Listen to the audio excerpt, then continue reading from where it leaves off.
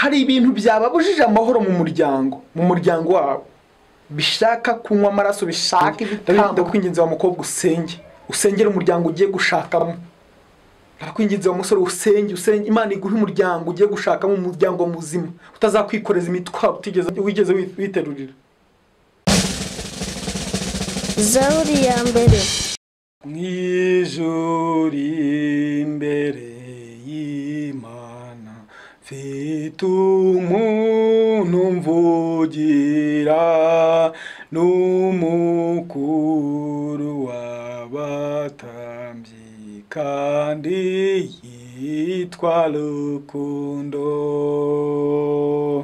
Mpamya yuko izina ryanjye riri mu mutima we, ubwamvugira nta mwanzi wamunyirukanaho. Satani yanyibukije gukiranirwa kwanjye, ashaka kunyihebesha njya ntumbira mu ijuru. Ndeba y'umukiza wanjye wabikuyeho rwose, kera yarampongereye nuko sinzarimbuka. Uwiteka umucamanza ambonyeho amaraso, ntancira urubanza rubi, anyita ukiranutse. Yarancunguye ngo mbuwe, niko kunyishingira, kuko adapfa singipfuye, njye na Yesu turumwe. Haleluya torero ry'Imana, haleluya, haleluya abana b'Imana. Ndabasuhuje mu izina ry'umwami wacu Yesu Kristo. Mbahaye ikaze muri uyu mwanya w'ijambo ry'Imana. Ngewe mugiye kubana ni Daniel uko bisanzwe. Tujya tugira ibihe byiza kuri channel Zaburi ya mbere. Shimye Imana yemeye ko ari jyewe tubana uyu munsi.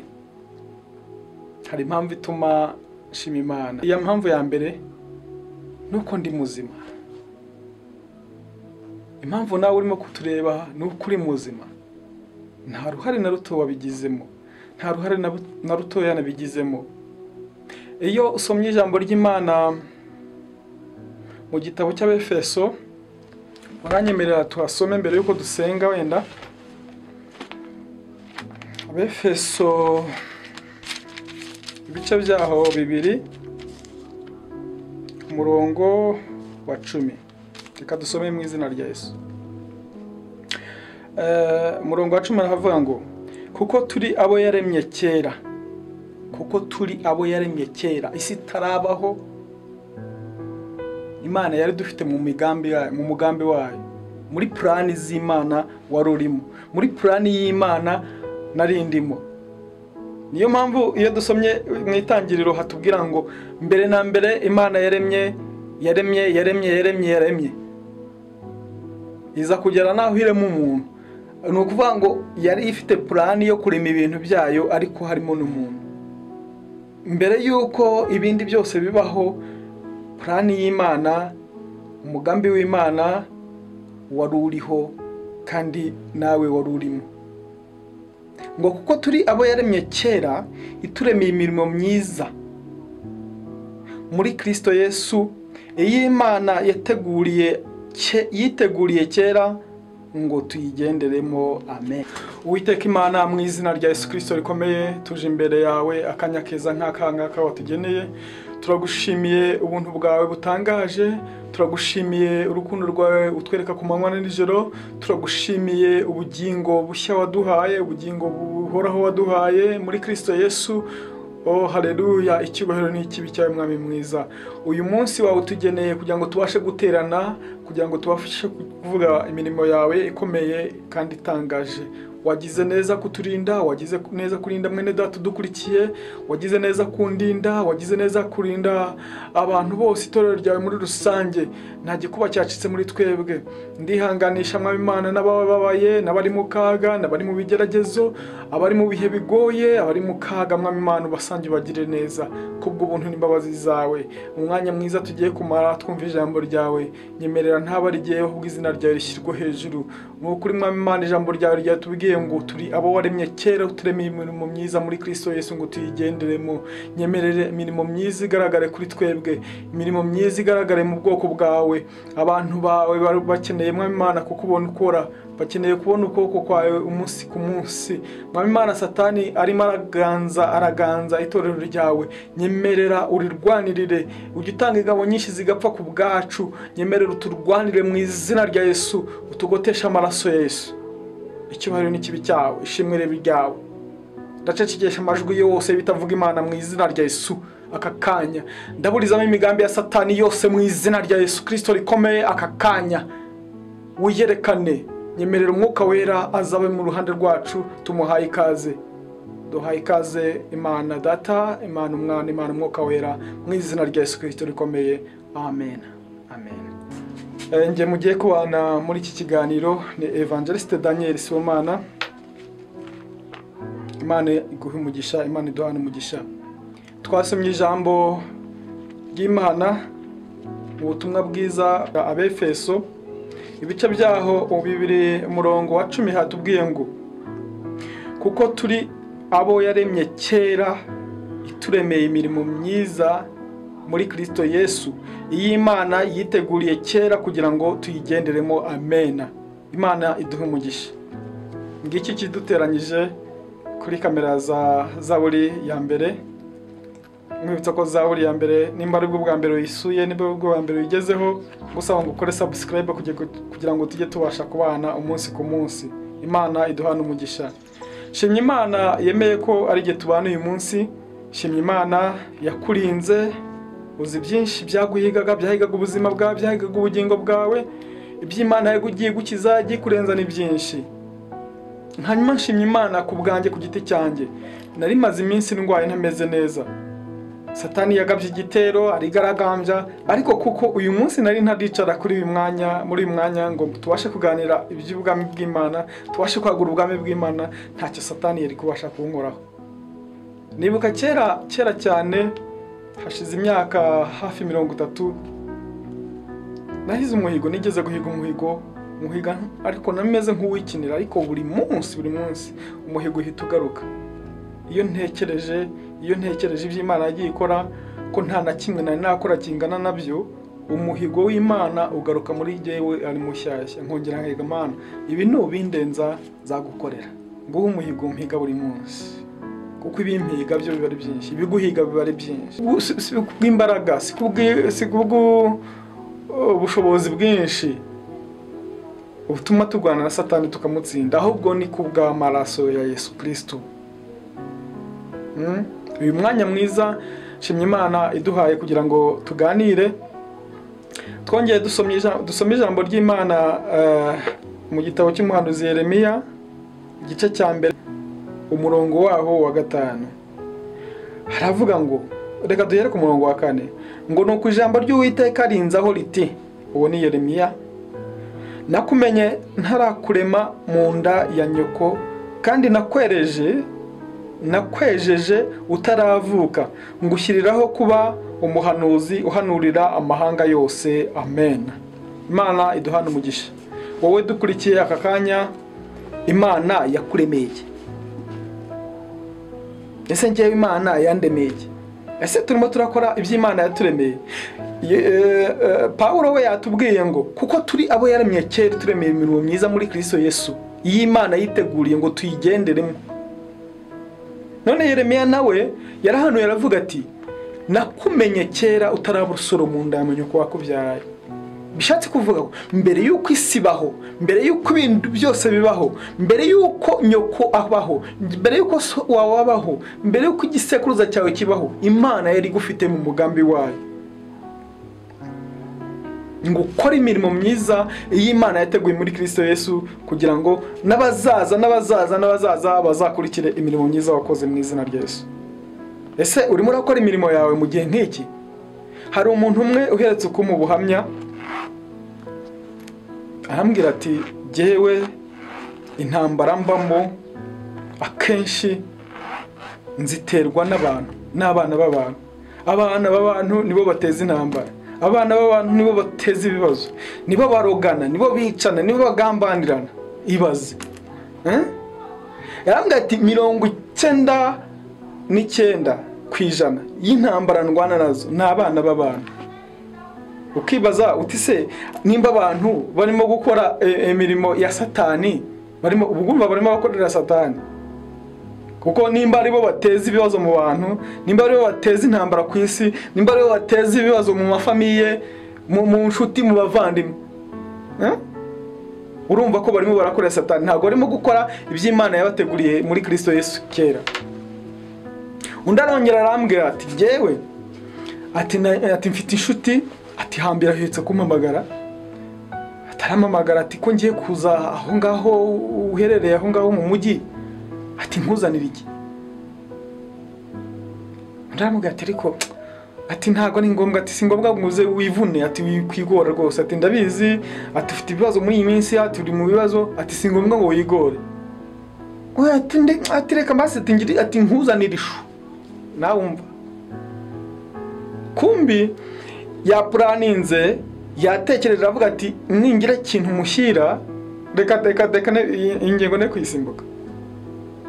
Abakozi ba Satani, reka mbite gutyo, abazima babi, kandi uzabasanga no mu nsengero, uzabasanga mu matorero atandukanye, uzabasanga aribo batera haleluya bavuga Yesu, ariko bakagaruka bagakora n'imirimo itari y'Imana, bagakora imirimo ya Satani, ya gisatani. Bamwe bafite utuntu bagiye bakora mu miryango yabo.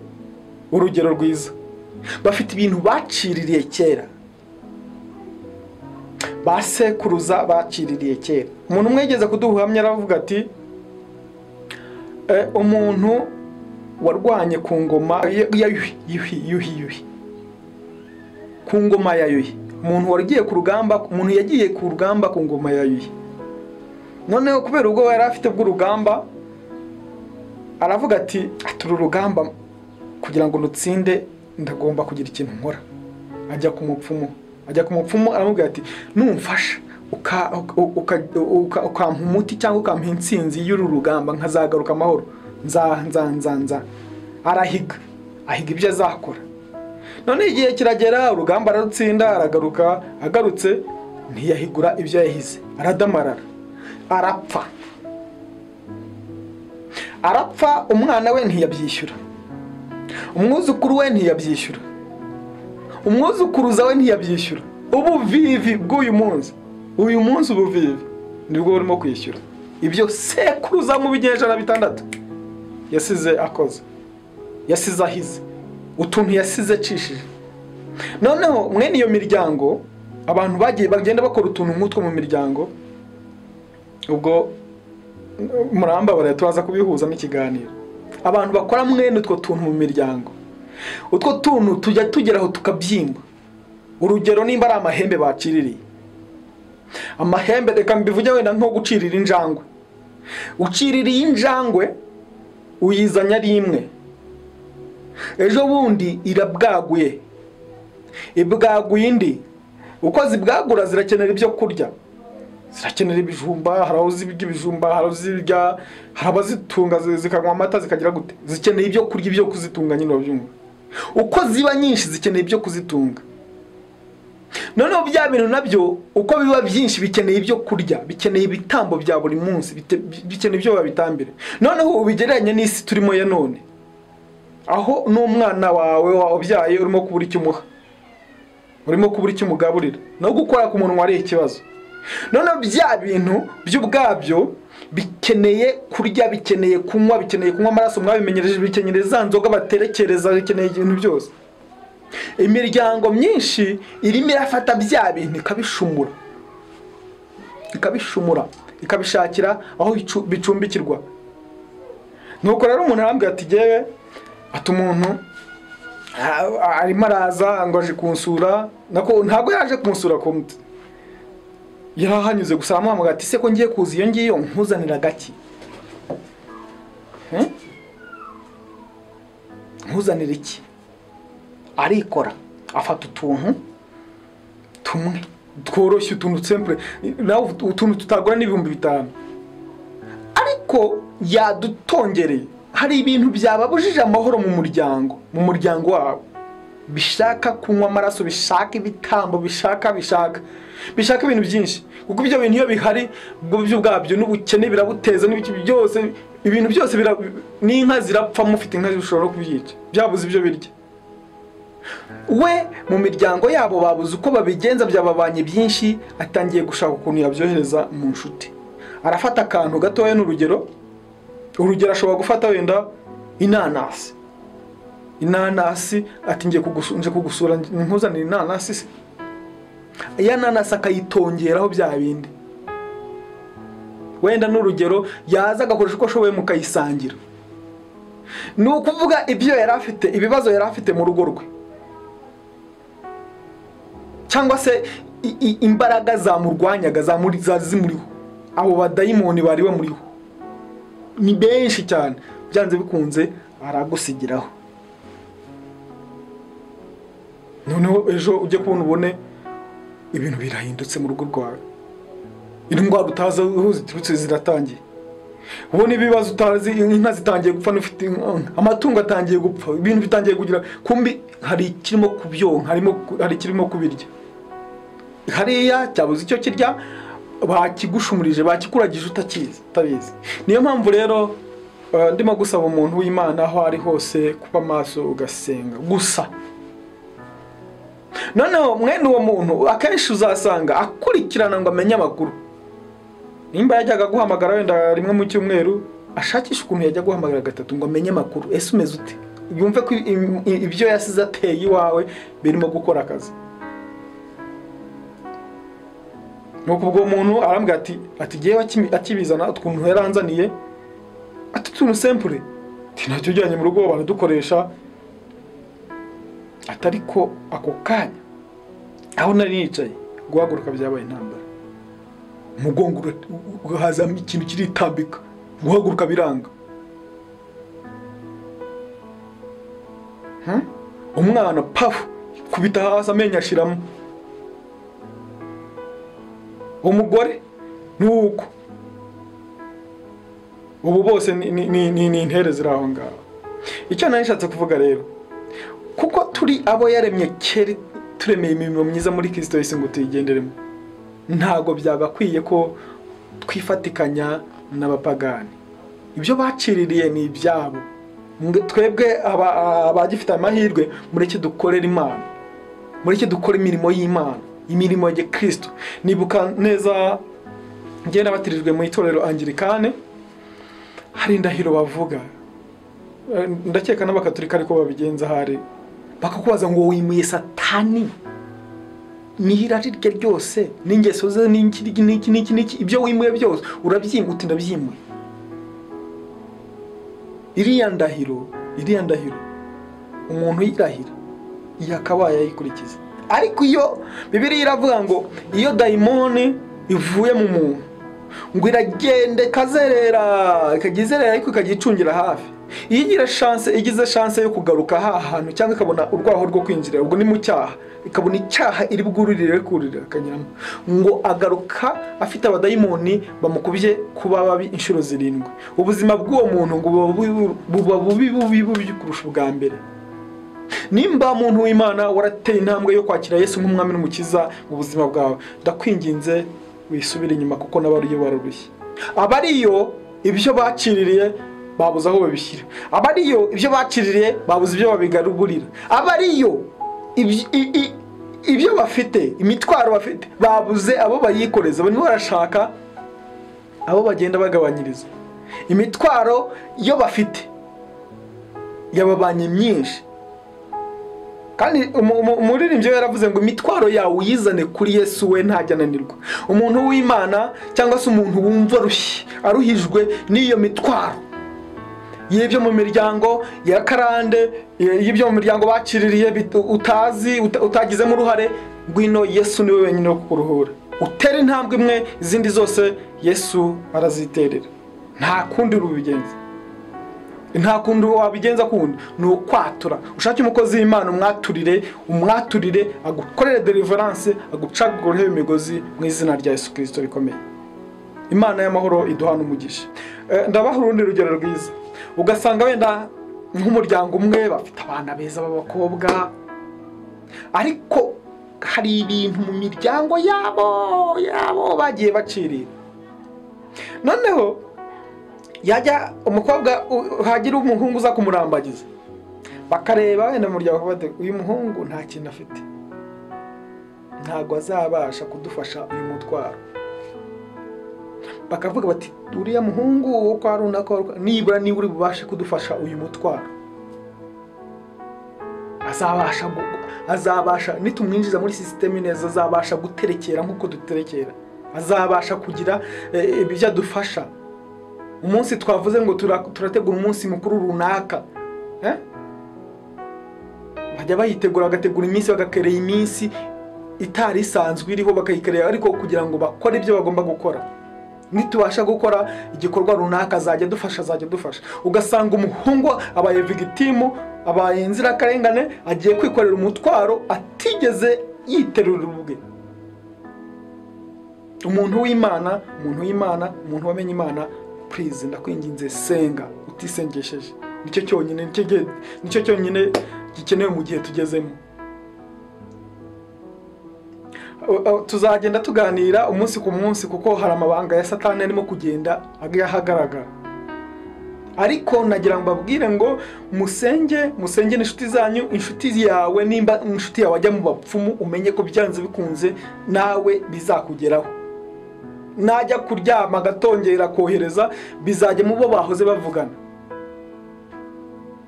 Umuntu araguhamagara gutya kuri telefoni, yaguhamagara paf, ibyo yatongereye bigahita paf bigukubita.